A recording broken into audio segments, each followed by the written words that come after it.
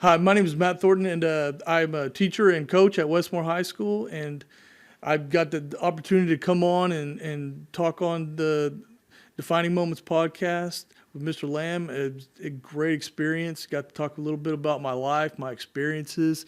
Talked about the serving in the military. Talked about my coaching and teaching career, and I've had a great time. Great opportunity to get to know him and spend some time. Team on three. 1, 2, 3, team! Welcome back to the Defining Moments podcast, where this episode is brought to you by Freedom and sponsored by our great friends M&D Drilling out of Waller, Texas. Today's very special guest is a coach and teacher at Westmoore High School, and he served our great country. Coach Thornton, welcome to the podcast. No, thanks for having me. I'm excited. Absolutely. This is going to be a fun one. So you served our country. Let's get into that. What led you into the service? So my older brother was in the Marines, and he went to Desert Storm, and I did a year of college, and then it just kind of, I thought, man, I've always kind of was interested in that, and so I joined the Marine Corps 1 year after college, and my whole goal was to go to college, get my degree, and then be an officer and serve that way. And so I went the reserve route, and where you do weekend every month, and then you do your 2 weeks. And by the time I got to the point where I was graduating, I was just like, man, I don't know if I want to go be an officer. I don't know if I want to get into all that kind of stuff. And so I stayed on the enlisted side, but I enjoyed my time. I feel like the military kind of shaped my coaching career, and it kind of helped me, with discipline and organization. And so that's a big part of my life is being in the Marines. So I really enjoyed it. Yeah. So you served 4, 8? So the way the reserves works, you do 6 active, Okay. 2 inactive, and I got to the 6th point, and me and a buddy, they were getting ready to go on a CAX, and they were kind of shorthanded. And I said, you know what, we can't leave these guys shorthanded. So we went with them and served a little longer. But so I served about 7. Okay.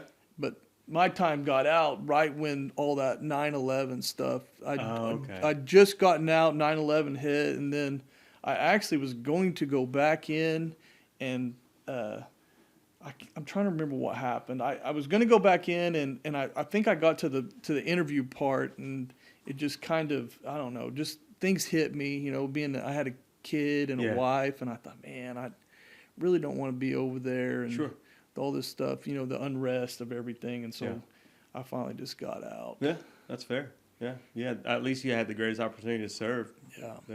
It was a great experience. Yeah. My older brother served. My little brother, he followed in my footsteps, and he served in the Marine Corps as well. So my mom and dad had three boys, and all 3 of us served in the United States Marine Corps, which I thought was pretty cool. And that's awesome. Take us through, let's say, 1 week of boot camp. I want to hear about it. Like how regimented is it? What time you get up? How the bed's made? Workouts? Do they yell at you? They cuss at you? What do they do? So Full Metal Jacket's one of my favorite movies. I'm not gonna lie.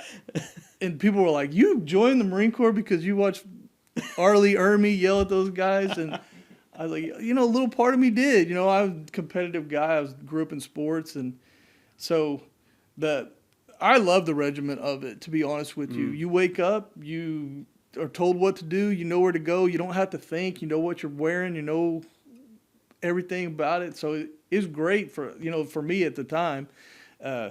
So, I mean, you wake up before the sun, and they show you how to get dressed. They get you dressed by the number, especially in boot camp. Put your right sock on now, put your left sock on now. Oh, okay, that's too slow. Take your sock off. I mean, they play games with you the whole time. So, but my older brother had already been in, so I knew that it was a game. And so going in, I knew that it was kind of an initiation into a brotherhood. Yeah. And so you got to play the game. And so it didn't affect me as much as it affected some other people, because of the mental aspect. Yeah. But, they get you dressed, and it takes forever, it seems like, to get you dressed because they're playing games with you the whole time.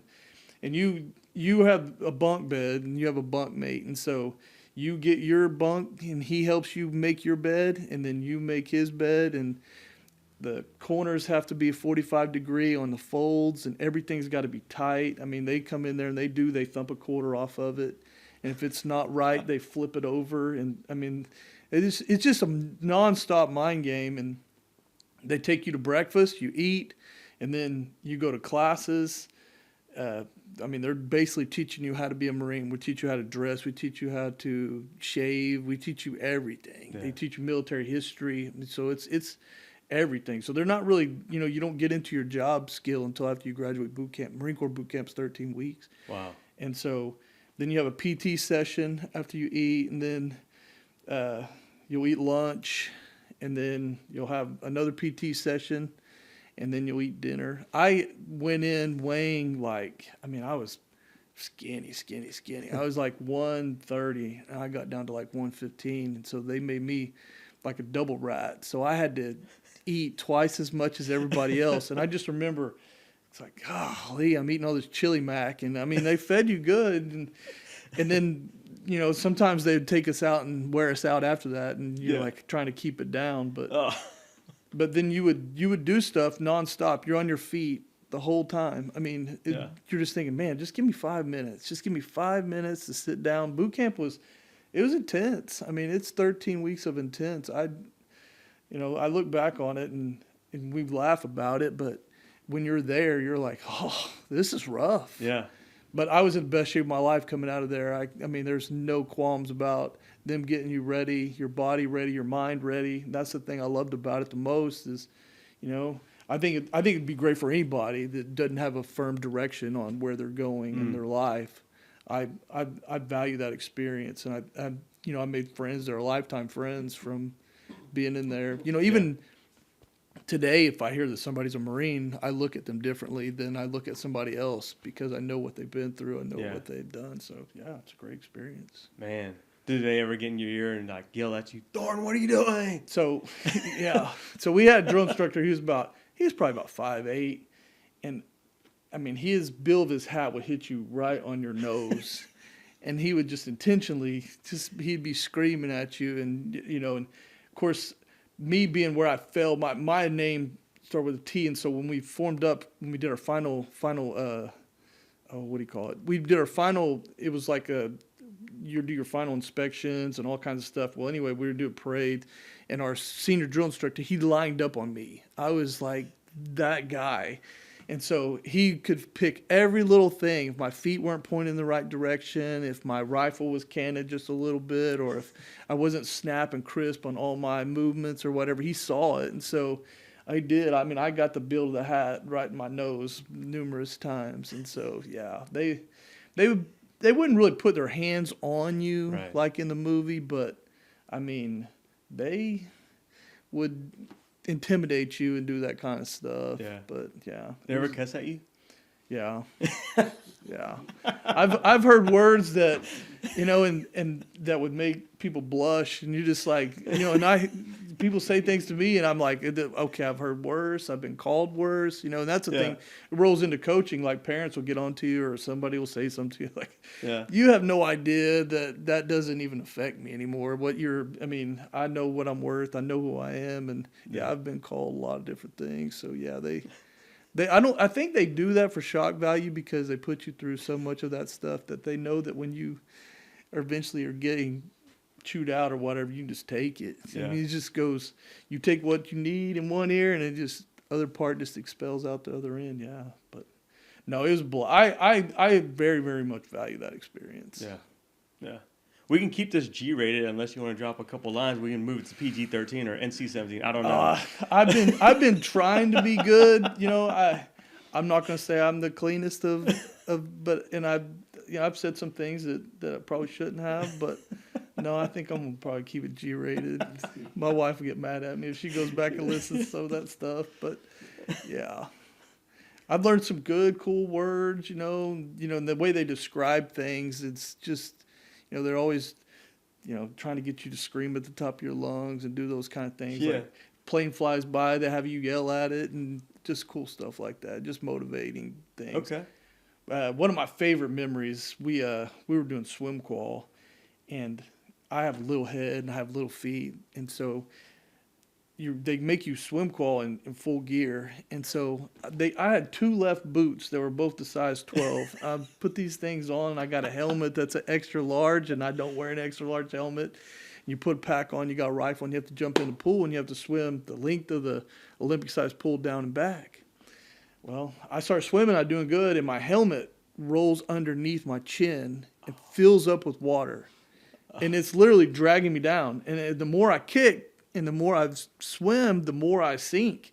And your rifle starts coming off and your back, you're just like, oh my God, this is what it feels like to drown. And so I literally, I don't know if you've ever experienced it, but you start to tunnel out. Your vision goes into a tunnel like this. And I started to get to that point. And right before it blacks out, that guy hooks me with one of those big things and pulls me out.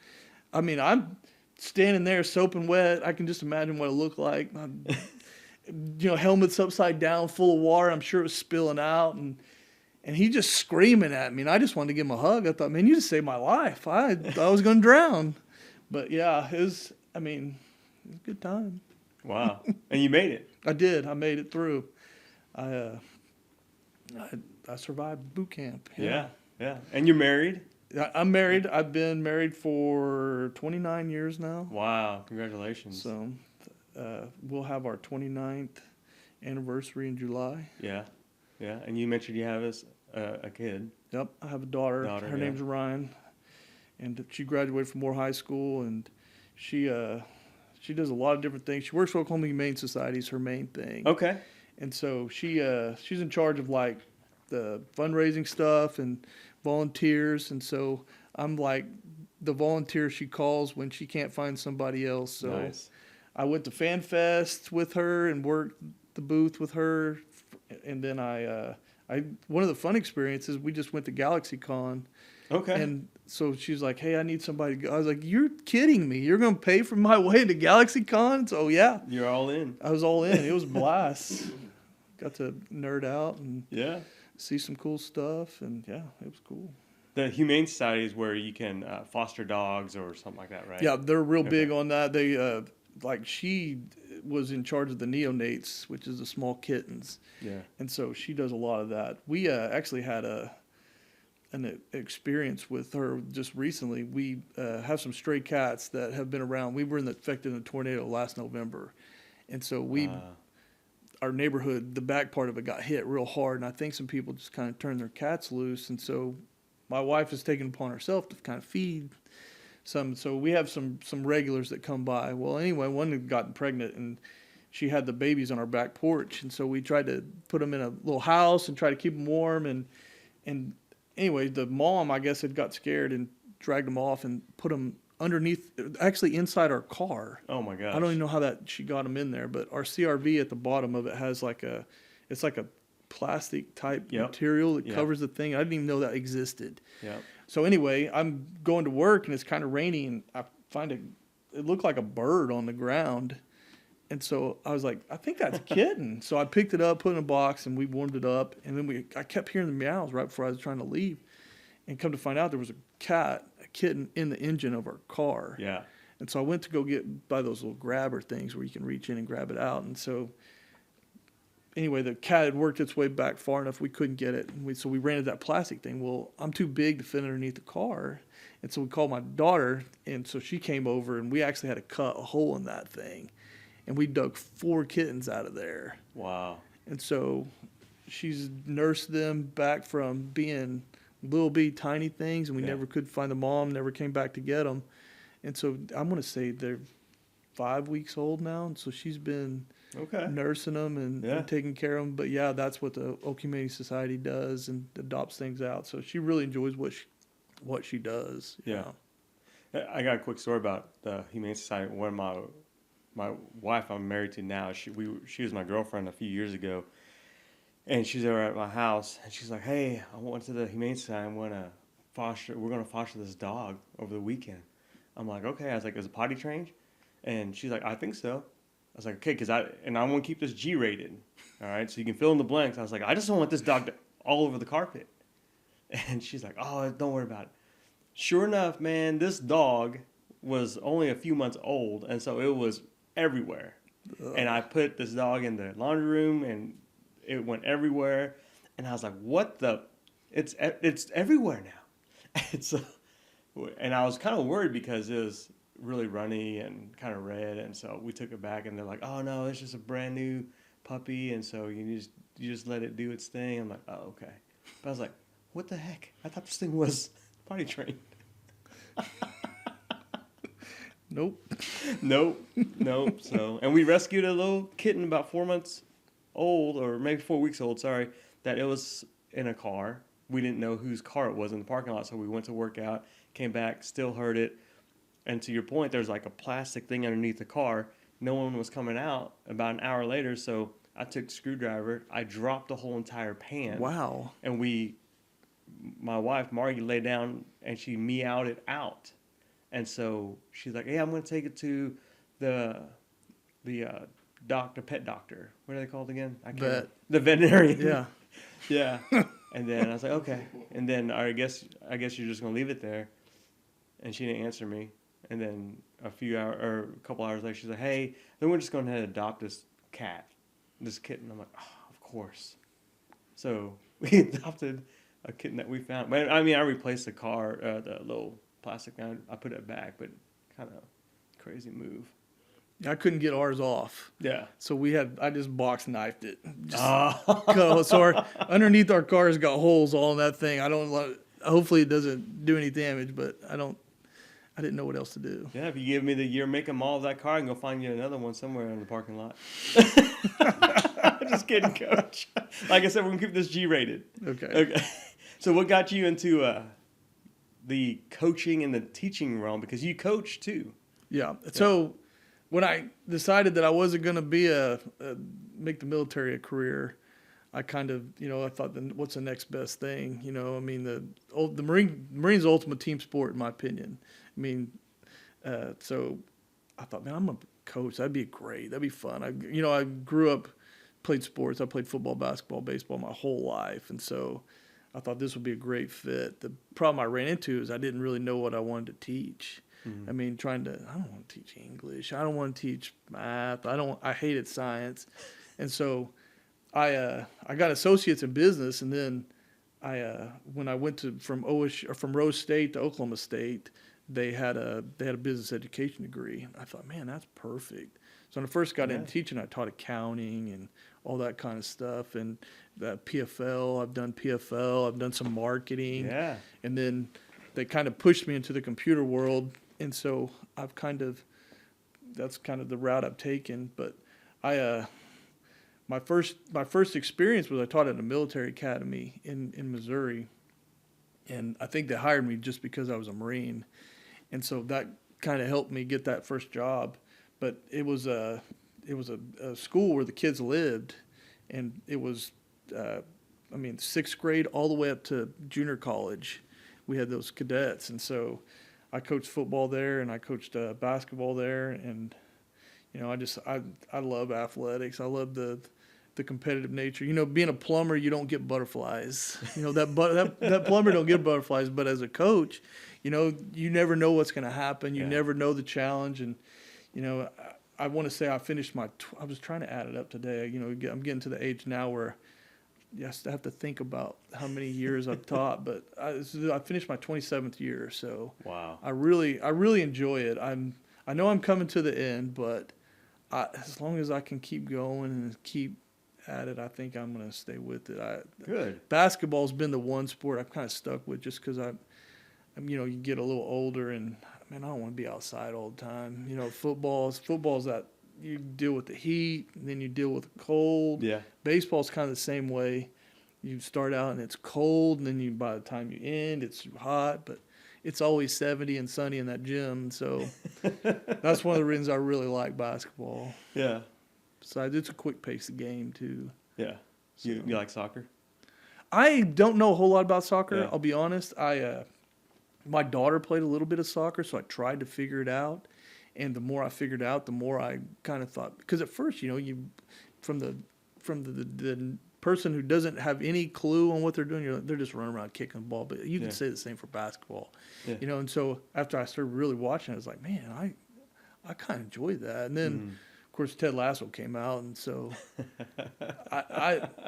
and I'm excited about the World Cup too. I think that I love the aspect of all the countries playing each other. Yeah. Stuff. I watched the baseball World Classic too, so so yeah, I get excited about that stuff. Yeah. Of course, my military background, I'm real patriotic. I want the USA to win on everything. So Love it. So, what does the American flag mean to you?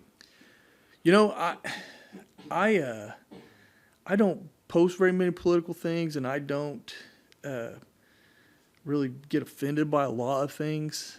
But you know, the flag is something that, you know, the national anthem and the flag. When you know, when the NFL, when they started kneeling and it got popular in high school, you know, I had a conversation with my team, and I just told them, I said, hey, you know, I know some of you guys have your reasons, and you probably have heard people tell stories, but there's an older veteran in that stands that, you know, he put his life on the line, and he, you know, he's going to get offended if you don't stand. You don't have to say the word, you don't have to do whatever, but you know, it's important to me. Yeah. I mean, it's a true symbol in my opinion, and it's you know, it needs to be revered. Yeah. And so that's kind of just the way I am, you know. And I feel like, you know, there's certain places that you go, and there should be a reverence that you should act a certain way, you know. And that's like if you're in church or if you're in a historic building. Sure. I mean, there's a certain way to behave, there's a certain way to act, and I feel like that, you know, those symbols are important, and the flag is a very important symbol to me. Yeah.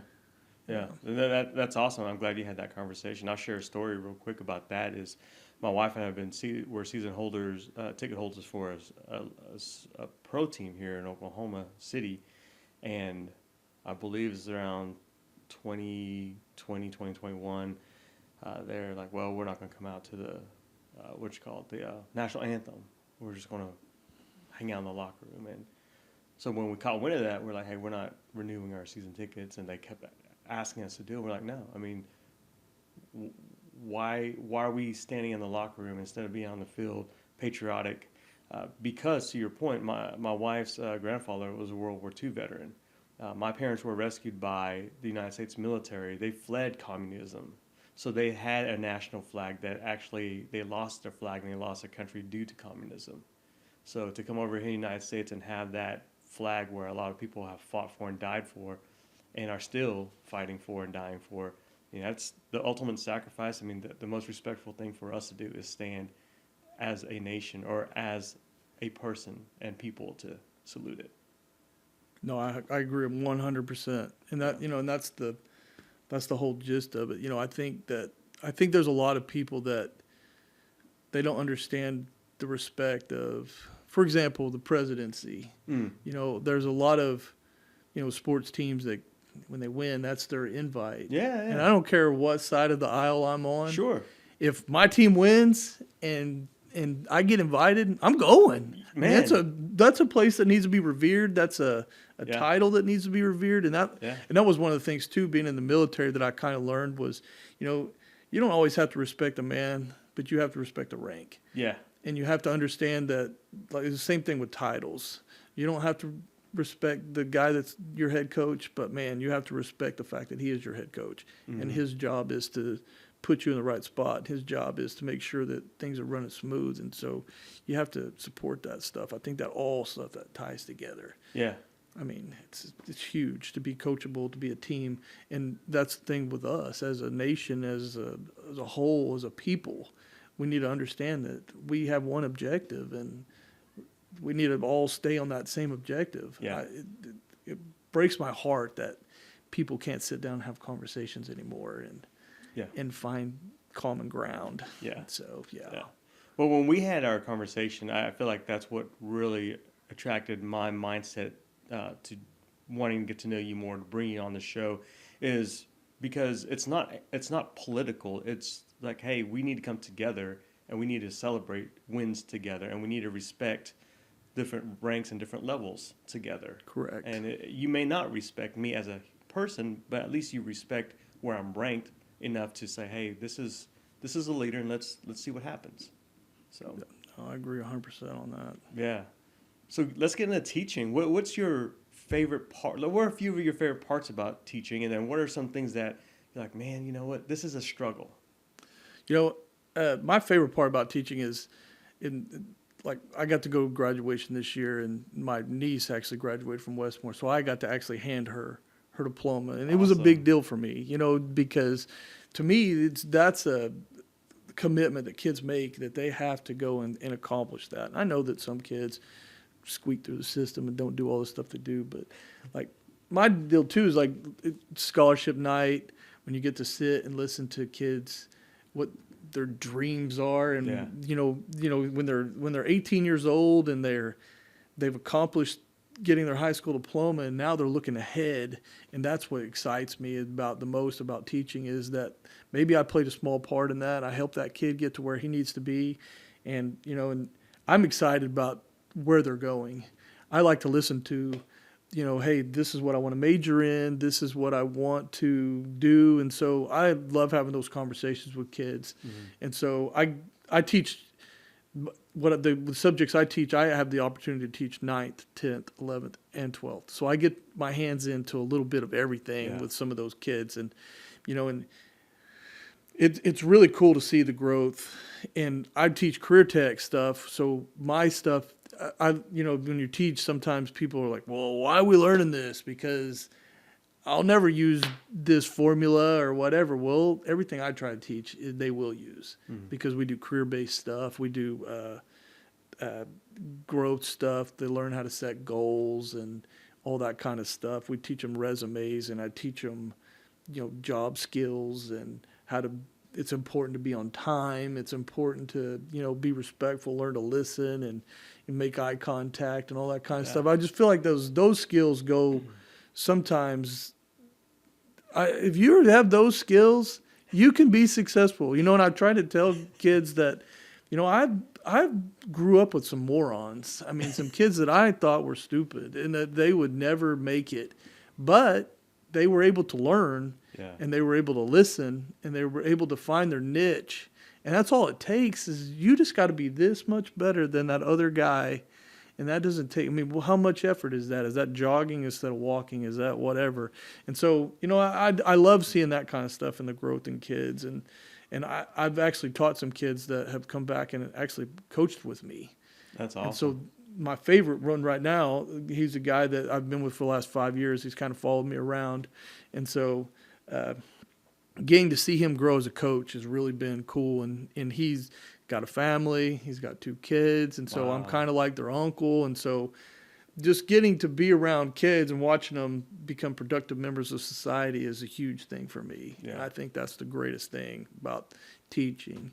Some of the drawbacks is sometimes we don't have enough, I try not to get too much political stuff, but the funding that goes into, public versus private and all that kind of stuff. Mm-hmm. And sometimes you feel like maybe if we all understood what was going on in the investment that we need to make as a whole, and, depending on what side of the aisle you sit on, it seems like education kind of falls in different spots, and they have their different views on different things. And so I think sometimes that kind of gets tied up, but like I said, I find way more positives in education than I find the negatives. Yeah.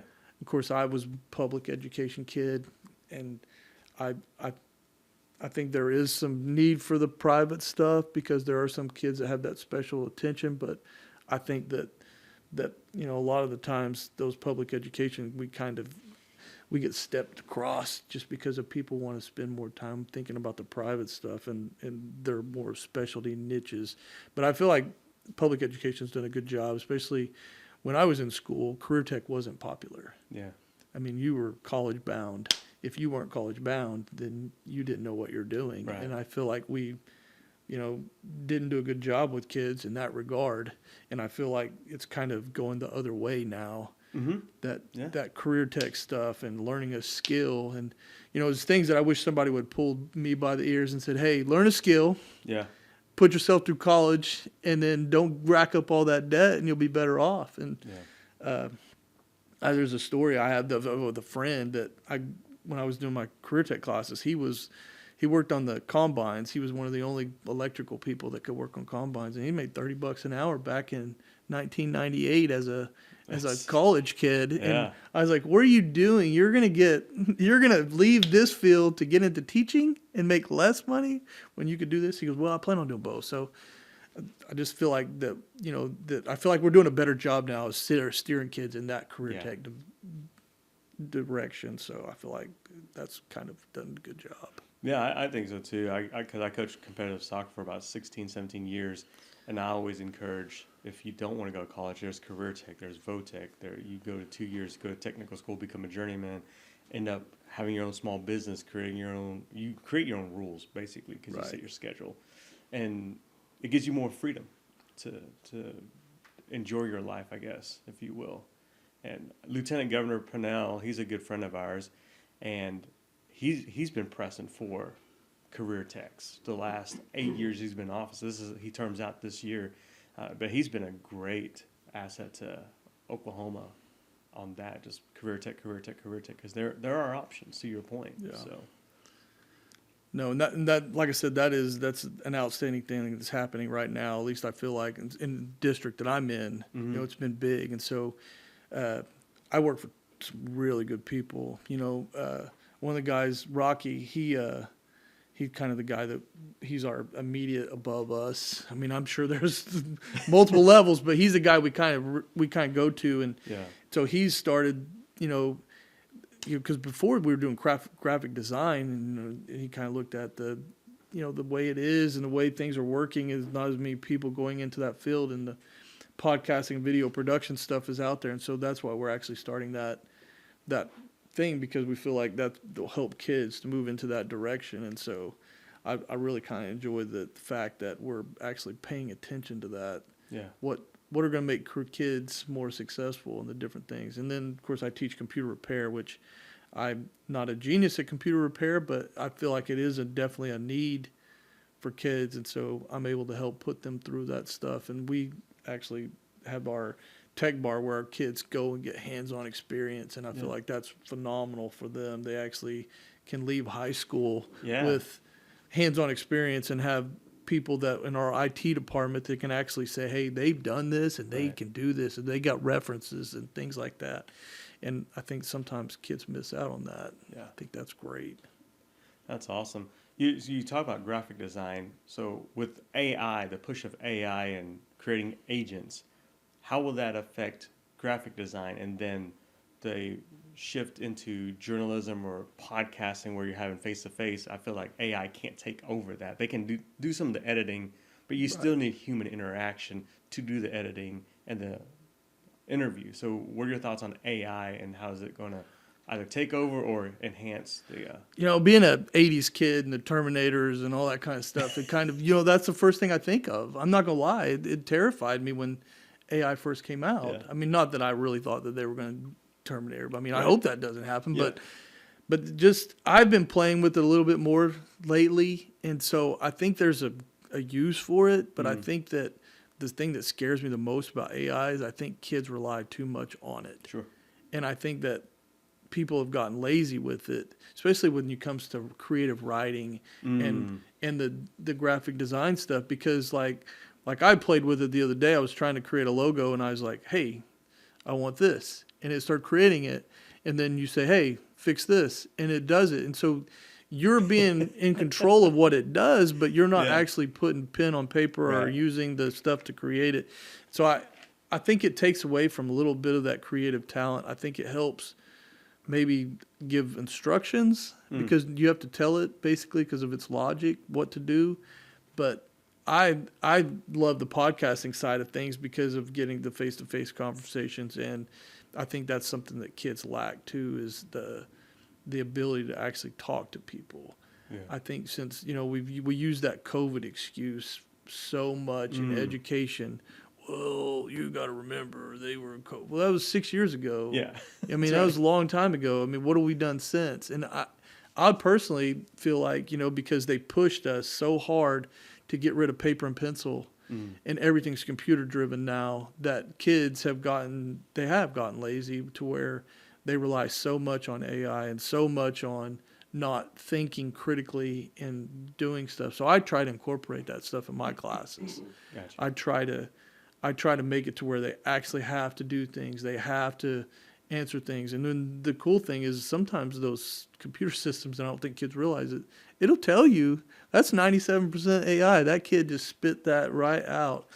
And then the more you talk to your kids, the more you can say, hey, you don't talk like that.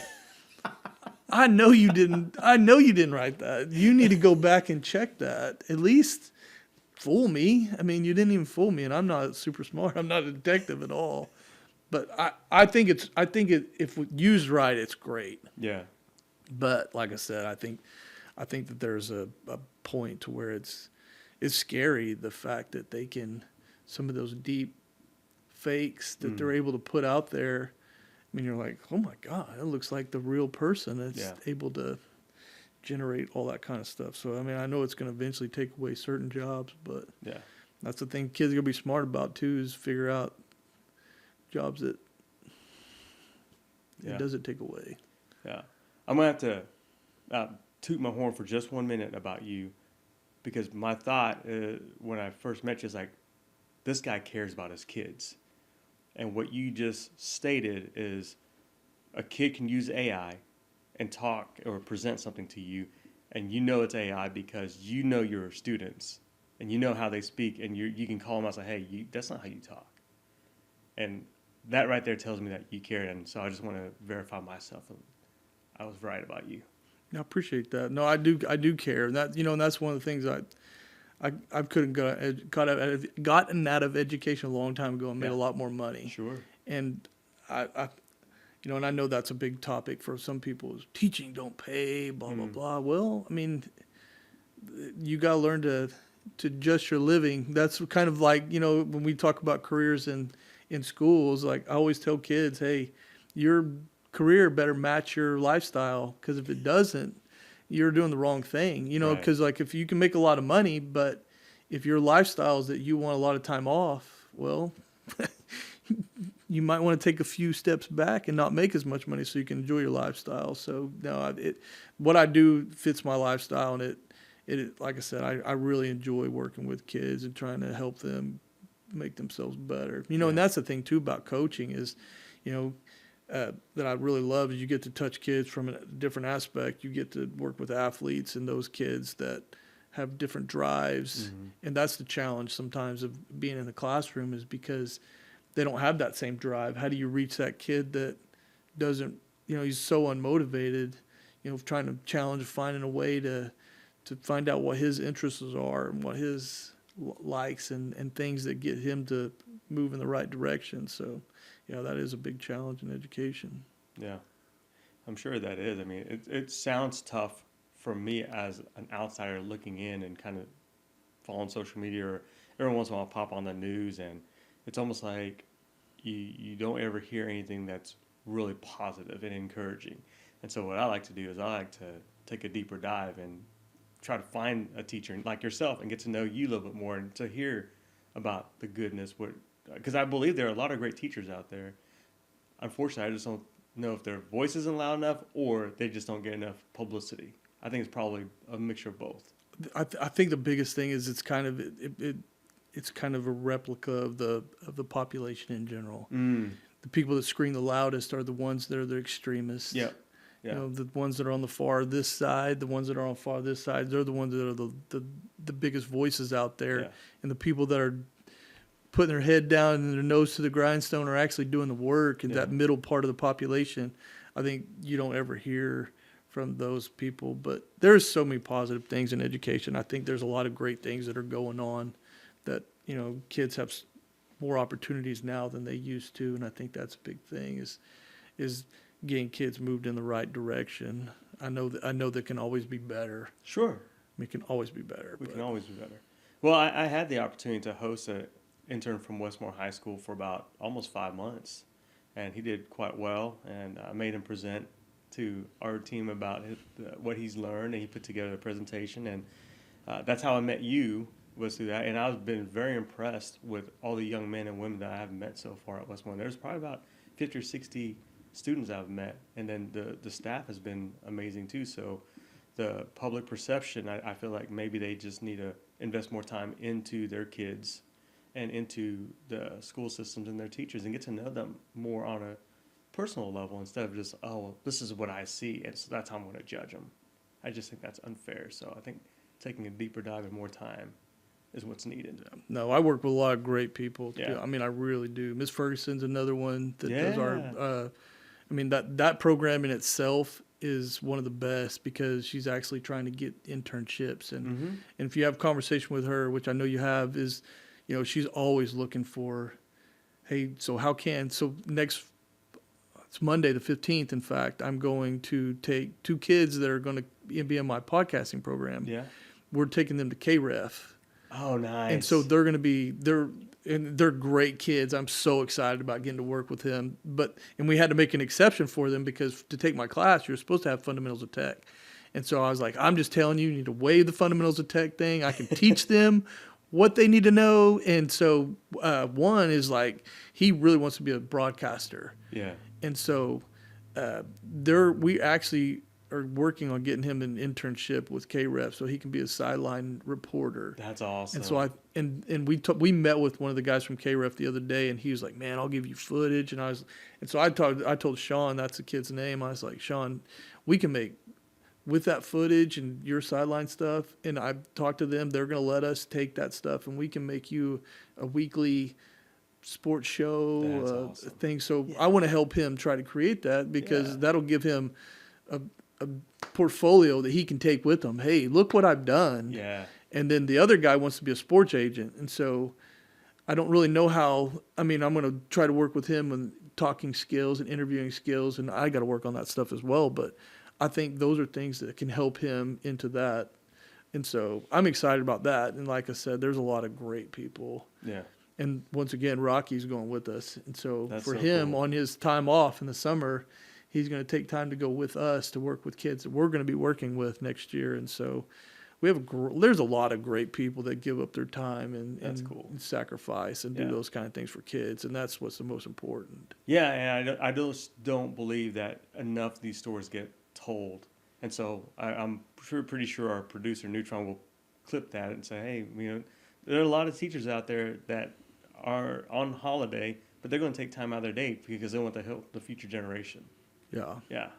No, and that's the thing, too. Like me, I'm teaching a new class. I can't just walk in there in August and be like, hey, okay, this is what we're doing. Yeah. So, I mean, I'm taking time to try to find out things, and I know the other teachers do the exact same thing. Yeah. You always got to try to, what do I got to do on my downtime? And, I'm always trying to learn something. That's the thing with education. Sure. You always got to, things that technology's changing and programs change, and, there's always something new coming out there that you got to try to put your hands on so that you can get a hold of it. And then, too, it's kids. If you're open-minded, you can learn a lot from. Oh, yeah. Because they're so much more advanced with technology than I am because, and some funny conversations I've had with kids is, they don't know anything but a cell phone.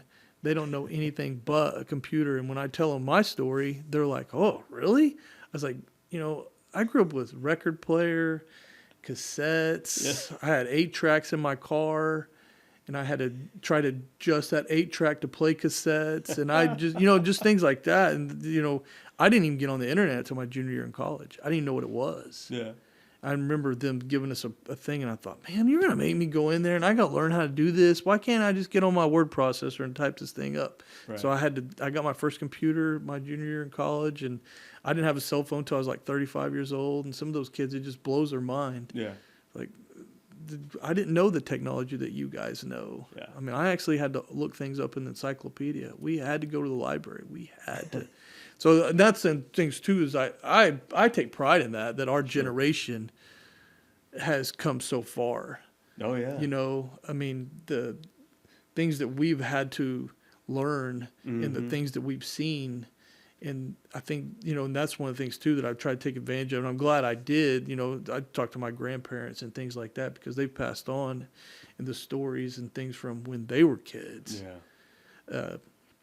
I had a great grandma that saw Halley's Comet in 19 whatever it was 10, Wow. and so I got that story, and wrote it down when I was in third grade. I went and talked to her the last time I came through. It was just like, this is amazing, the stuff that I think people don't pay attention to, and that's one of the things I always try to tell those kids. Like on Veterans Day, because Veterans Day is one day before the Marine Corps birth, or is one day after the Marine Corps birthday. So I always celebrate the Marine Corps birthday by bringing in presentation and tell kids about the Marine Corps. But then I also try to tell them, hey, those World War II veterans are dying off fast. If you have one that's in your family, and you need to get a hold of those stories, because those stories will cease to exist. Yeah. I mean, you can always watch documentaries, but when you hear them from a personal standpoint, I mean, so like when I lived in Missouri and I was at that military academy, we had our taxes done by a guy, and I found out he was a Marine, and he served in Korea. Oh, wow. And so he was telling us some stories, and the way he got enlisted was hilarious to me. Him and his buddy just thought they would go down there. I mean, they didn't even tell their parents, really. They went down there to the recruiting station, and next thing you know, they didn't even contact them until they were already at boot camp. Yeah. Where are you at? I'm in San Diego. They're like, what? Wow. And then the next thing you know, he gets shipped off to Korea. So, I mean, it's just, those stories are great. And kids I don't think they sometimes appreciate that. Yeah. Yeah. Well, I feel like modern day society, we're wanting information at a snap of a finger. Absolutely. And the attention span is about 30 seconds. Maybe less, I don't know. But that's what I feel like society has become, and what that has led to is more transactional instead of relationships. It's just a transactional relationship instead of a relationship with substance. No, I agree with that. I think that's a big thing too, to try to teach kids. Yes. And because that's what I've always considered myself, a relationship coach. I try to develop those relationships. How do you get the kid to play hard? Well, if a kid is invested in you and you're invested in that kid and y'all have that relationship, it's easier to have that conversation. It's easier to get that kid to work hard for you if you develop that. The same thing in the classroom. I try to go to events, even though if I'm not coaching baseball or football or soccer or tennis or golf or in debate, I love going and watching kids that perform in the arts too. Yeah. We have so many talented kids, so many different things, and so in our building, they do the speech and debate stuff, and you listen to those kids out there talking, and you're like, oh my God, it's amazing how creative these kids are. And, and when I was younger, I turned a blind eye to some of that stuff. Oh, they're just nerds or whatever. But I'm one of the biggest nerds of all when it comes to it, because, I started playing, we looked into Dungeons and Dragons, and I was, after watching a sitcom, and there was some Dungeons and Dragons on there, and I thought, well, what is that exactly? And I started looking into it. Those kids' imaginations are amazing. Yeah. That they come up with those stories, and they put through the challenges and stuff like that. Just different kids have different things, and there are so many different things, and I think that sometimes people don't fully see all the creativity that those kids have. And Absolutely. There's two things real quick, because I want to transition to some of the personal stuff I want to ask you. But you are dressed like a coach. You got your black Nike sweater vest with a red polo underneath, and you got your J's. So it's a pretty cool looking combo. I can't help it. I'm just, and that's one of the things I always try to. My wife's always like, you got to try to dress down. So when I try not to dress like a coach, I always wear a superhero shirt. I have tons. I'm a t-shirt guy. So I have tons of superhero shirts. I have tons of funny movie t-shirts or whatever. And so I'm a huge Star Wars nerd. Yeah. And so I try not to, but I just can't help it. I'm a school spirit guy. Of course, Love it. we're red and black. Yeah. And so almost everything in my closet is red, black, and gray. And That's so awesome. I just kind of, just my personality. I can't help it. That's awesome. And just be you. That's great. And the second thing is, you talked about the library. So I remember doing a project in high school. It was I don't know, late 90s, but it was the Dewey Decimal System. So whenever I hear the term library, I'm thinking, Dewey Decimal System. So. Yeah. Card catalogs, looking that stuff up. Yeah, I don't think kids appreciate that. You get on your phone and you Google something, you find out immediately. Yeah. I mean, because I'm that same way now. Like my wife, we were watching a movie the other day. Hey, how old is so and so? I looked it up. Yeah. Pop. But and used to, you couldn't do that. I remember having those Encyclopedia Britannicas above my desk in my room on a shelf, and Yeah. they were alphabetical, and you had to go in there and try to actually read it. And then a couple of years, you had to update a new set. Yeah. But now it's automatic. I mean, That's true. you can look everything up. It's fascinating when people really think about it. Yeah. So you're a Star Wars guy. You like that type of. Do you remember Short Circuit I do. with Johnny Five? I do. And you talk about encyclopedias. Remember when he plugged into those encyclopedias and all of a sudden he knew every word and how to use words in those sentences? You remember that scene? I do remember that movie. It was great. In fact, we went and watched Masters of the Universe the other day. How was that? It was phenomenal. Okay. And of course, my friends tell me that you're not a good, because I don't delve into things too far when it comes from entertainment value. If it entertains me, it entertains me. It's good. Sure. But the thing, I did appreciate it because I'm a G.I. Joe fan too. Okay, and I yeah. don't think that they did a very good job when they made those movies. Okay. And so I thought they really kind of stuck with some of the characters. I like the guy they picked to play He-Man and Prince Adam. Okay. And so I watched something the other day, and they were like, well, they didn't come up with enough of the characters, but they did. You know, like Beastman was in there, Skeletor, Evelyn. Yeah. I mean, I can go down the list of characters that I saw. You know, the Cyclops guy. I mean, there was tons of characters, and I thought that they tried to tie the humor in. Mm-hmm. You know, that an older person would pay attention to. So I felt like they were actually trying to create that for the kid in me that played with those He-Man toys when I was. And so I hope they remake G.I. Joe eventually, and they do that kind of stuff. But yeah, it was great. That's awesome because I'm a big He-Man's guy. G.I. Joe, Voltron. I did have some Voltron stuff, yeah. Transformers, GoBots. Autobots, GoBots, all that stuff. Oh man, that's so good. So let's get into some of your personal stuff. I want to ask you some personal questions, if that's okay. No, it's fine. Yeah. If you were to have coffee with 3 people, living or deceased, who would they be and why? What would the conversation be like? Wow. First guy would have to be Jesus. Yeah. You know, I would love to hear his story from him. You know, you can read about in the Bible, but all that stuff, and just the trials and the stuff, and if he would open up and let you pick his brain and what was going on and all that kind of stuff, that'd be a phenomenal conversation. I think that would enlighten you beyond whatever. You know, and there's so many people that I would love to sit down and talk with. I mean, I just, it's hard to put a thing on it. You know, when you think of from the coaching corners, coaching realms with those people, you know, and I would love to sit down with my grandfather. You know, I did take advantage of him when he was, you know, still on earth. I went and spent the summers with him, but that was as a kid. You know, I would love to sit down with him as an adult and get a chance to talk to him and get to hear his stories again. And, you know, I think that would be phenomenal. And then, you know, just thinking about, you know, historical importance of people, you know, Jesus, my grandfather, man, I don't know. That's tough. That third one would be, you know, you feel like you pick somebody and then you would have to go back and change it. But, you know, John Wooden is somebody, too, that, you know, I've heard some negative about him just recently that I didn't hear in the past, but I've always heard nothing but positive things. He's a guy that I've always, you know, the success pyramid is something that I think is huge, that I post in my classroom and talk about it. And I would love to get to sit down and talk with him. You know, I've gotten to watch some podcasts and some things with him, but I think that his philosophy on, you know, his success, what he thought the success meant was, you know, doing your absolute best no matter what it was.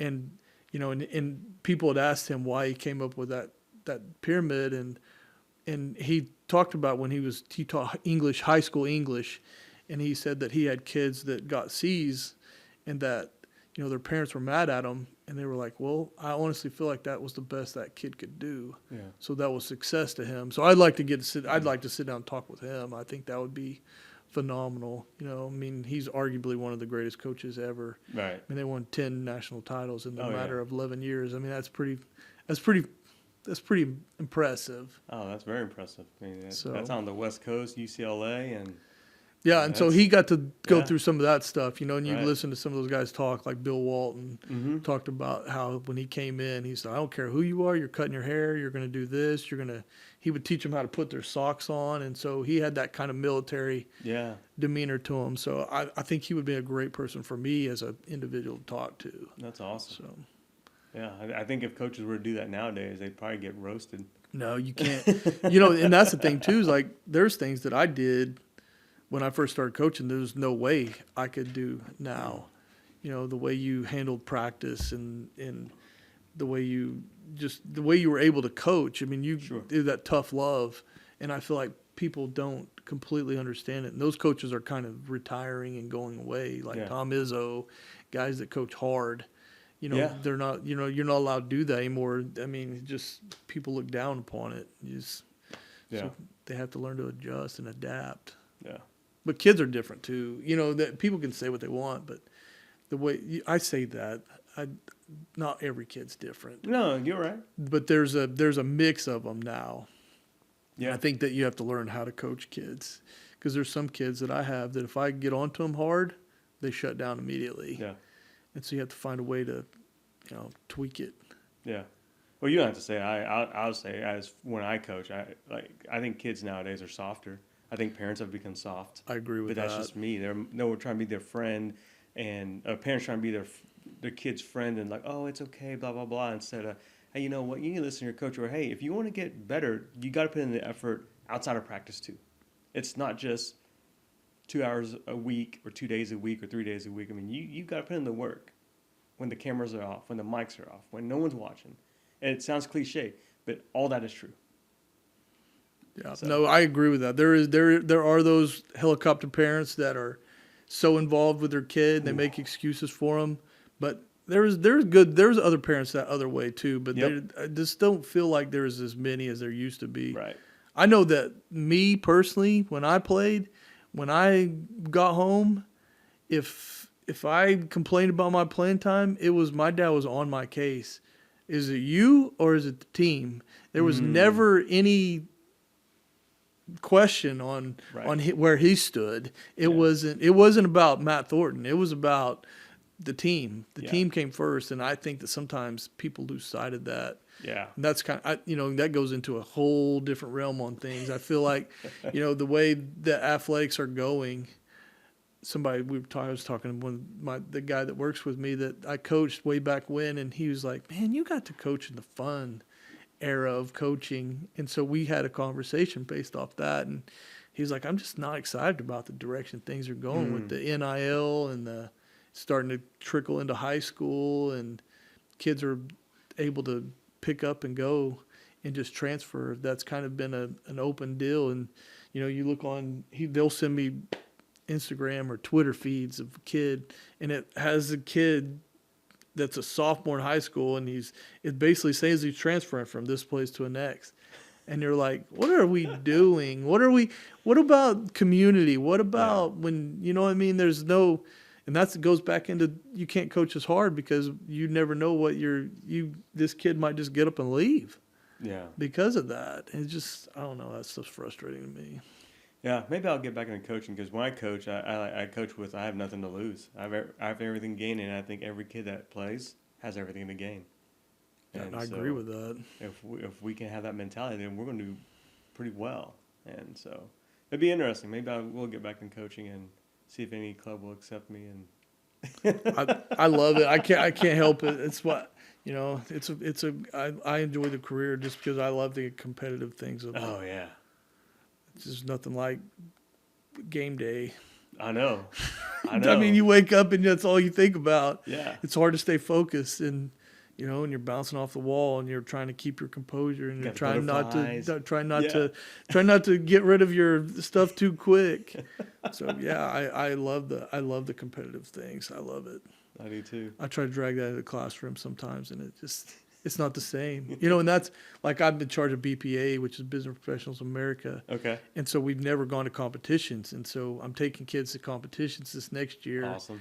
And they're in for a rude awakening, because we're going to go win. We're going to go compete. And you guys are going to learn this and you're going to fundraise and we're going to do all this stuff. And so trying to get them excited about it is going to be a task, but I'm happy for the challenge. That's great. Speaking of fundraisers, I've noticed this trend that I've seen kids, whether they're maybe high schoolers, but probably younger, grade school, middle school, they're out there in the corners prancing around with signs, donate for our football team or whatever, trip to Disney. And then you got parents out there prancing around with these signs too for these donations, but there's no more car washes. There's not even a free bottle of water for donating or thank you for donating.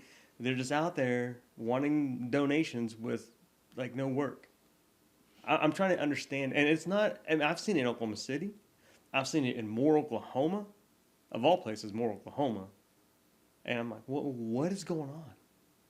Yeah, no, that's kind of I've noticed the same thing. Okay, so you've seen it too. I've kind of seen that, and I think that's kind of the trend is people are trying to go to the more sponsorship stuff, and that kind of stuff. They're not doing the car washes. They're not selling the goods and that kind of stuff. I know as a staff, what we do a lot of ours is we host those AAU tournaments where the kids have to run the clock. They work concessions. We run the gate. Yeah. And so we do all the behind the scenes stuff. And I feel like, that's kind of a trend. I mean, that is kind of a trend. Okay. They one of the popular ones too now is they send out X amount of emails just asking people to donate. Oh, yeah. And they get percentages of that. Yeah. And we had somebody come to our door just the other day, a little girl, and I made her she was selling candy bars, and I made her go through her whole spiel. What are we selling it for? Yeah, exactly. What is this? And I was like, I'll buy 10 of them. That's right. But you have to sell it to me. Right. And I think, and that's too is a talent that I don't think that, I have some kids that actually have, I don't want to use his name because I shouldn't, but he comes to mind and he was a C-type student, but he's going to be successful because when I had conversations with him, he was a salesman. He had all of that stuff that talent. My dad was that way. He could sell anything. And I'm not that guy. I don't have, and so I look at it and I respect that. Sure. But yeah, you're right. Kids don't have to sell stuff anymore. They don't have to. Yeah. They just want QR code. That's it. QR code, Cash App, hey, Venmo me, bro. Yeah, I don't have any of those. Yeah. Well, I do, but I'm not Venmoing you on the street corner. Yeah. And you prance around with the sign that says, I'm trying to get to Disney World now. Yeah, so are we, I guess. Not us, really. I've never been, so it's hard for me to pay for somebody else's Disney World. Yeah, I've been to Disney World one time. It was in my early 30s, first time, and I was like, man, what is this? It wasn't even fun. I want to go to Universal Studios. That's where I want to go. Star Wars World and all those places. Yeah, Harry Potter World. That. Yeah. Yeah. That's what I want to do. I could see you doing that. Yeah. I'd rather be at the beach. No, I agree with that too. I love one of the things I love doing that people make fun of me. I'm a people watcher. Yes. My wife's like, "Are you getting in the water?" I go, "No, I got an umbrella. I'm in the shade.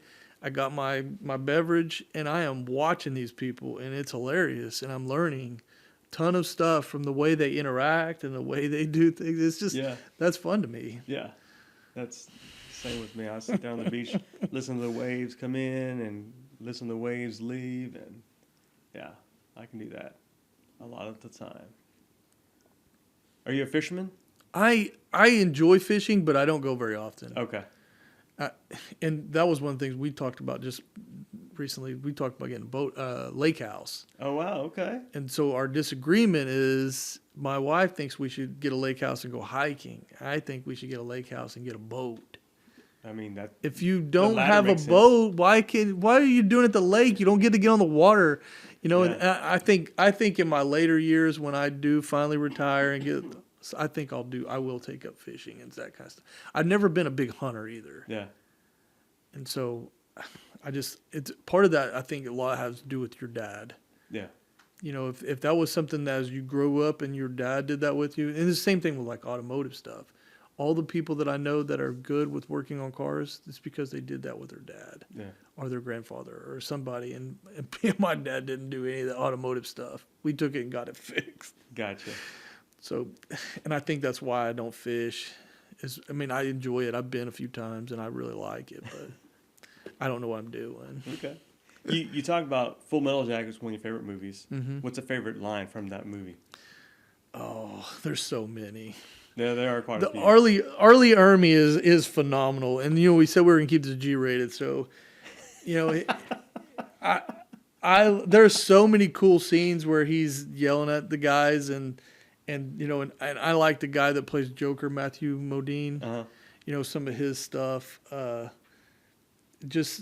don't know. It's pretty funny stuff. It's pretty cool. That's a movie where the guy is like, "This is my rifle. This is my gun." Yeah, this is for fighting. This is for fun. Yeah. Okay. Favorite foods?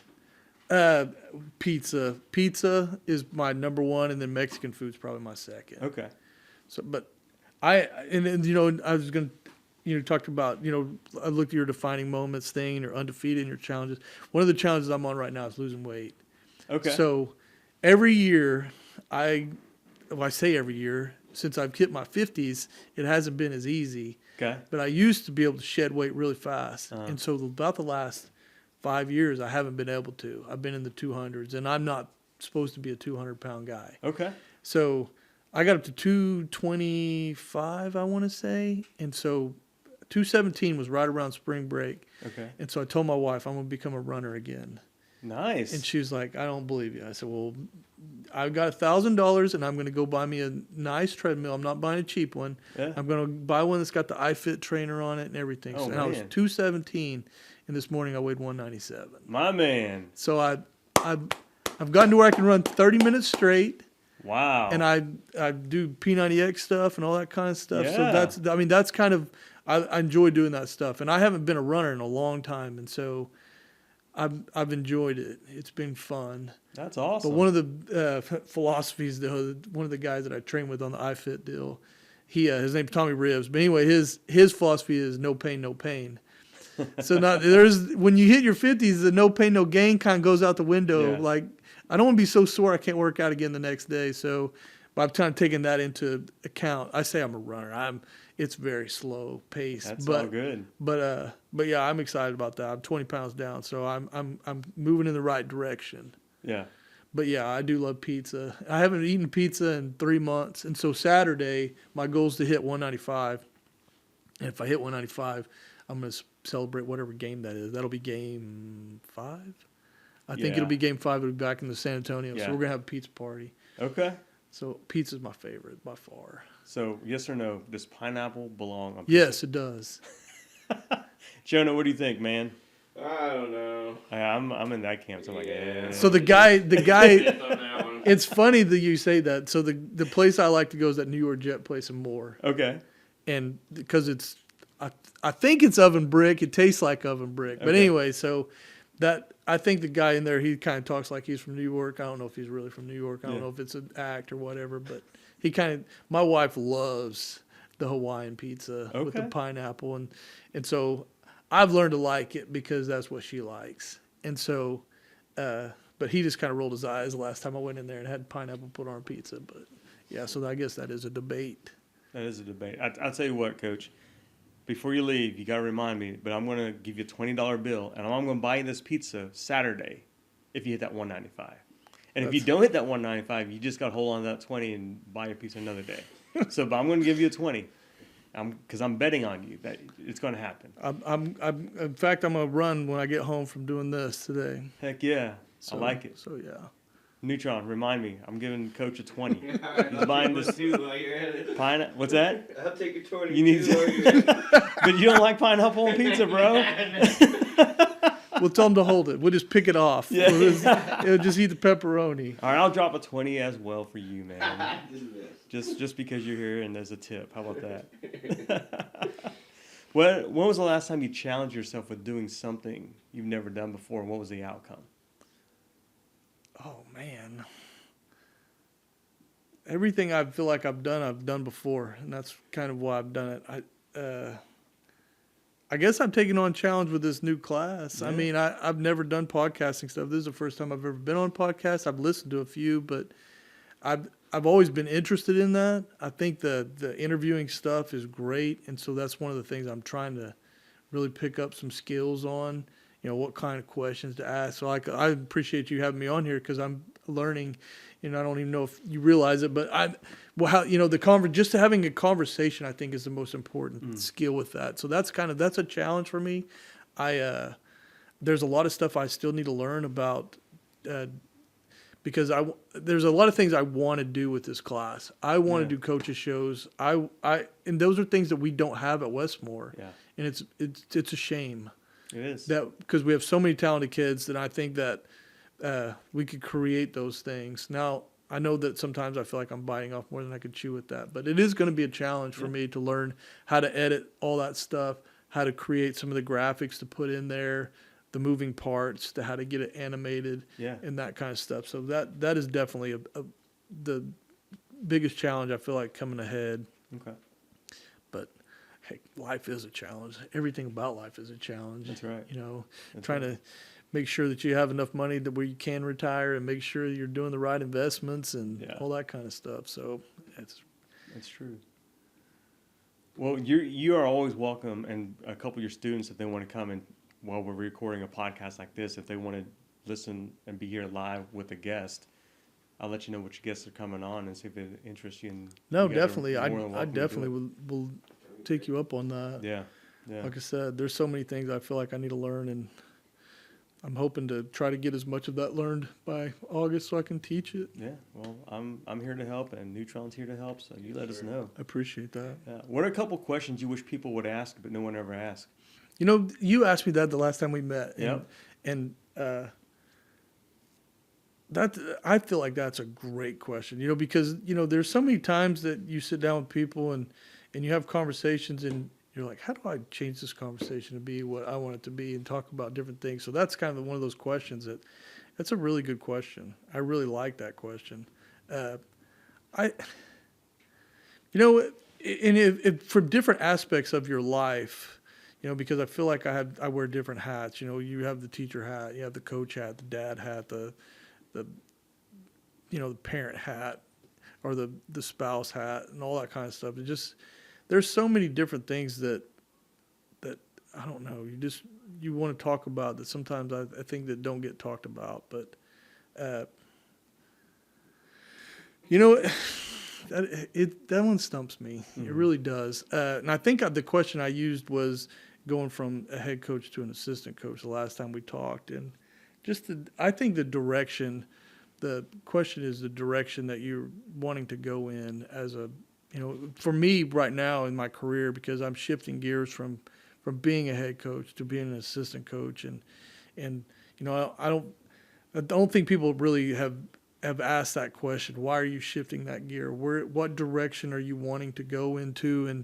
And the reason I feel like I'm wanting to shift gears from being a head coach to an assistant coach is I feel like, you know, as a head coach, I feel like there's too many things that you're trying to deal with, and you lose sight of actually working with kids and actually building those relationships. The relationship is different. I feel like athletes are the athletes that I've had. It was a different relationship as a head coach than it was an assistant, and I feel like you can have a different relationship with athletes as an assistant. And I feel like you can have a different relationship with your staff. Like, one of the things that I enjoy right now is working with the guy that I actually coached. And so I was a head coach and he was my assistant, but now we're assistants together. And I feel like I'm able to prepare him more for his head coaching journey being co-assistants than when I was a head coach to being an assistant coach.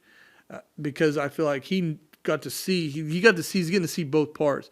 Because he got to see how I ran things, and now we're on a staff where somebody that we're working for doesn't necessarily run things the way I run them. And so he's asking questions. He has some really good questions. Hey, why are we doing it this way? Well, I think this is what he sees. This is what's that. This is why we're functioning things that way. So I think it's to shift the gears so I can do a different part of it. Yeah. And I feel like it's the best way for me personally. I feel like sometimes being a head coach, I'm not a schmoozer. Yeah. I think that's what I call it. That maybe that's not the right term, but I didn't enjoy that aspect of it, trying to go out and sell your program and do. I wanted to be somebody's bulldozer. I wanted to be the guy that somebody said, "Hey, this needs to get done," and went and did it. Gotcha. And that was, and that was how I was in the military too. I rose to the rank of sergeant, and I love that rank because you were high enough to not get treated like dog crap, but Yeah. you weren't high enough to be responsible for everything. You were still a working man. And so I think that's kind of my mentality. I don't think people really have ever asked me,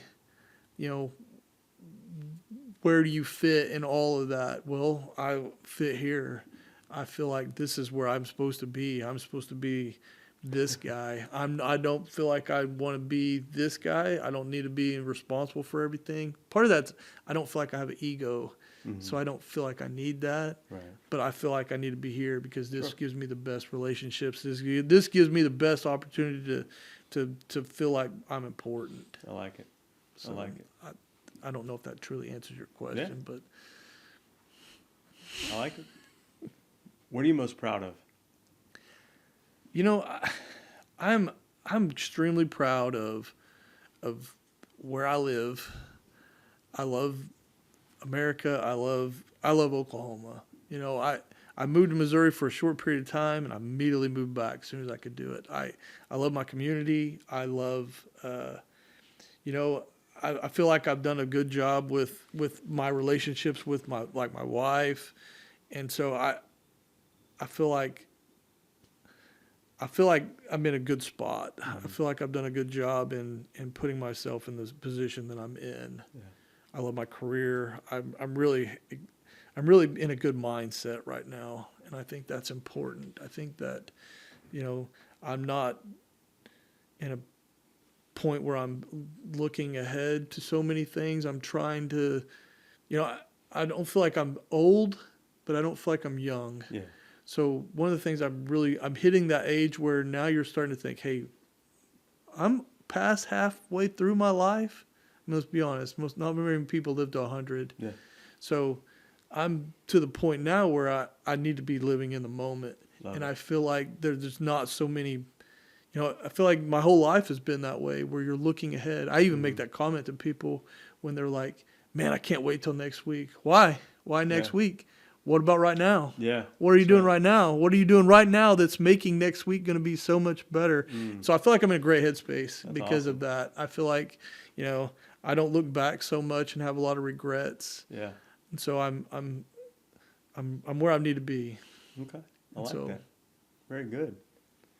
How do you want to be remembered?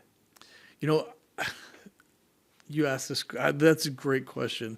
I had this last year. I went to a funeral for my cousin, and she was a year younger than me. And when we were at her funeral, I was looking around, and there was not very many people there, and it just hurt my soul. I mean, it really did. It made me take a step back and think, golly, how many people do you actually impact in your life? How many people, because I don't want to just inspire people. I want to be inspired.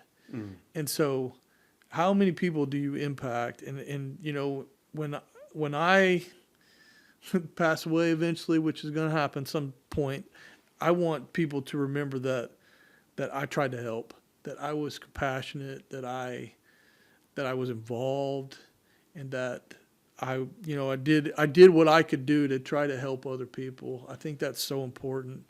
And, there's so many different ways to help people. And so I just want to be an impact. I don't care to have a stadium named Matt Thornton Stadium. That's not my goal in life, but I do want people to take a step back and think, man, I'm glad he was in my life.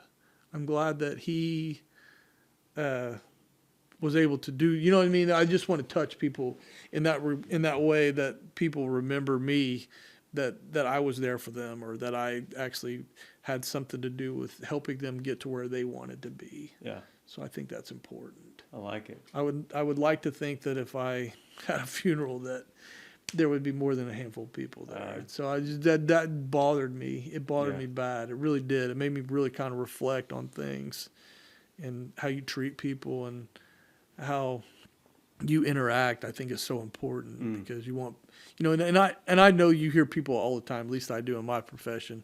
Especially from the coaching aspect. And I can promise you that as a coach, you probably thought this way too. Well, I don't care what they think. Well, as a human being, I do care what people think about me. I don't want people to hate me. I don't want people to think that he's a mean person. I don't want people to think that he's just spoiled rotten and just. So I think that's important. Yeah. Yeah. I like that. Even though we know that we can't have 100% of people liking us. No, there's no chance. And I've been around long enough and I've coached long enough and I've taught long enough and I've rubbed people the wrong way. It's just some people are just going to not like you, no matter what you do. You can, so I realize that. But if I can change somebody's opinion of me, why wouldn't I? That's right. You know what I mean? If I can make them think of me in a different way, if I can help them out, just because they're a negative potty pants doesn't mean I have to be. Coach keeping it G-rated again. I like it. There's 2 mugs on there on your right-hand side. Those are for you.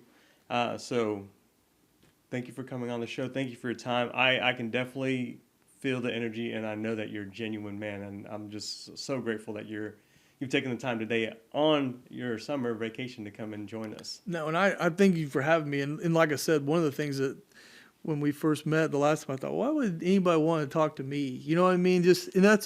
I think that's it's important to be able to have conversations with people. So I appreciate you letting me come on and talk to you. I've learned so much.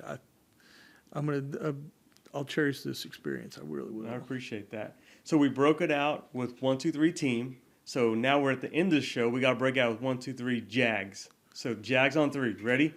1, 2, 3 Jags. Yeah.